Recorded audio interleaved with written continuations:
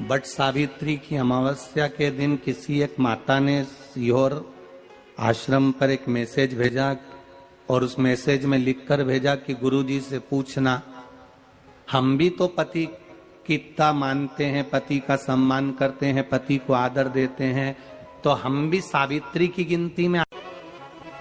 सीहोर से मैसेज आया कि गुरुजी वो ऐसा ऐसा पूछा गया है, आप बताओ क्या कहना है। हमने कहा कह दो, जब बट सावित्री आती है तभी तुम पति को प्रणाम करती हो, जब दिवाली आती है तब पति को प्रणाम करती हो, जब करवा चौथ आती है तभी चलनी में मुंह देखती हो, बाकी के समय तो तुम जूड़ा बांध के ऐसी बोलती हो कि पति थर थर कांपता है। 16 श्रृंगार में नारी के हाथ की चूड़ी का कलर अलग हो सकता है, चूड़ी की डिजाइन अलग हो सकती है, चूड़ी अलग हो सकती है, चूड़ी महंगी सस्ती हो सकती है, मंगलसूत्र की कीमत ऊंची नीची हो सकती है, पांव की बिछुड़ी की कीमत ऊंची नीची हो सकती है, कान के कुंडल की कीमत ऊंची नीची हो सकती है। तुम्हारे शरीर पर जितने जितने 16 श्रृंगार हैं उसकी कीमत ऊंची नीची हो सकती है। केवल मंगलसूत्र की डिजाइन बदल सकती है, नाक की लौंग की डिजाइन बदल सकती है, कान के बुंदे की डिजाइन बदल सकती है, हाथ की चूड़ी की डिजाइन बदल सकती है, पांव की पायल की डिजाइन बदल सकती है।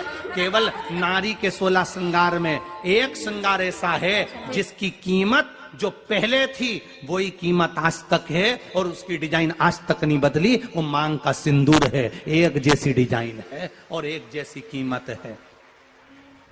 सारे श्रृंगार की कीमत अलग, पर मांग में जो सिंदूर डाला जाता है वो एक कीमत का होता है, एक डिजाइन का होता है और एक जैसा होता है, और वो सबसे भारी होता है। सावित्री यमराज से कह रही है मेरे पति को छोड़ दो। यमराज कह रहा है सावित्री तेरा पति मर चुका है, मांग के सिंदूर को पोंछ दे। सावित्री कहती है पूरा श्रृंगार उतार दूंगी पर मांग का सिंदूर नहीं पूछने दूंगी। तब यमराज ने कहा जब तक तू मेरे मांग का अपनी मांग का सिंदूर नहीं उतारती तब तक तू मेरे पास नहीं आ सकती। भगवान यमराज से सावित्री ने कह दिया मैं भी तुझे वचन देती हूं यमराज, मेरी मांग में जब तक सिंदूर है, जैसे सीता ने लाइन, लक्ष्मण जी ने लाइन खींच दी थी और सीता पार नहीं जा सकती थी, मैं भी तुझे वचन देती हूं जब तक नारी की मांग में सिंदूर है तब तक तू उसके पति को उसके सामने लेकर नहीं जा सकता। यह भी मैं तुझे कह देती हूं। यमराज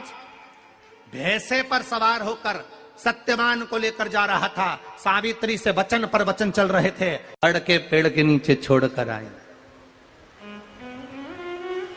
क्या चाहिए तुझको, क्या चाहिए तुझको, क्या दूं मैं तुझको,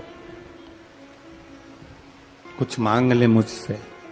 सावित्री कहती है क्या दोगे आप, मेरे पति के प्राण दे दो बस वापिस, और कुछ नहीं चाहिए। जब यमराज यमलोक में प्रवेश करने लगा, मांग के सिंदूर में से थोड़ा सा सिंदूर सावित्री ने केवल हाथ में लेकर अपनी बिंदी पर जो लगाया, सत्यवान को लेकर यमराज अंदर नहीं जा पाया। बाहर खड़े होकर कहता है मांग ले, मैं तुझे एक वचन नहीं, तू बोले तो मैं 2 वचन दे देता हूं, तू बोले तो मैं 3 वचन दे देता हूं, तू मांग क्या चाहिए। तब सावित्री ने कहा देना चाहते हो, हाँ।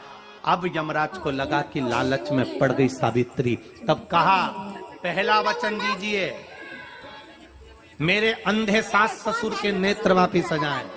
यमराज ने कहा तथास्तु। दूसरा वचन दीजिए, मेरे सास ससुर अपने पोता पोती का मुख देखें। यमराज ने कह दिया तथास्तु।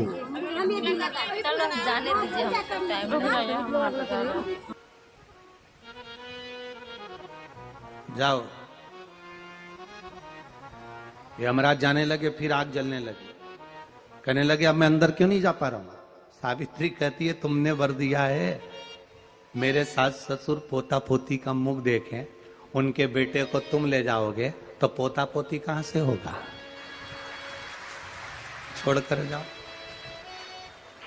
सावित्री है, पति को वापिस लेकर आ गए। कर्जा मुक्ति के लिए सारे वृक्षों में अगर कोई श्रेष्ठ वृक्ष माना गया है तो वो बट का वृक्ष माना गया। महाराज। इसलिए प्रशासनिक कार्य के लिए, मानसिक टेंशन में, परेशानियों में बटकेश्वर महादेव का स्मरण किया जाए। और यदि निवेदन करूंगा, बहुत ज्यादा यदि आपको कर्जा हो गया है, बहुत ज्यादा कर्जा हो गया और वो कर्जा चूक ही नहीं रहा, तो थोड़े दिन बड़ के पेड़ के नीचे आप बटकेश्वर महादेव के लिए 1 लोटा पानी, उसमें थोड़ा सा पिसा हुआ चावल पीस के गला लेना चावल को और पीस लेना, पीस के उस पानी में मिला लेना और मिलाकर उसमें थोड़ी सी हल्दी पिसी हुई डालकर बटकेश्वर महादेव के नाम से बड़ के पेड़ के नीचे अपनी कामना कर जो कर्जा हुआ है उस कर्जे का भान देते हुए, स्मरण देते हुए छोड़ दीजिए। महाराज 2 या 3 सोमवार एक ही जगह पर करना, 3 सोमवार बाद वहीं से बड़ के पेड़ की थोड़ी सी जड़ उठा लाना और उस जड़ को एक कोई धागे में बांधकर या तो अपने गले में डाल लो या अपनी जेब में पटक लो।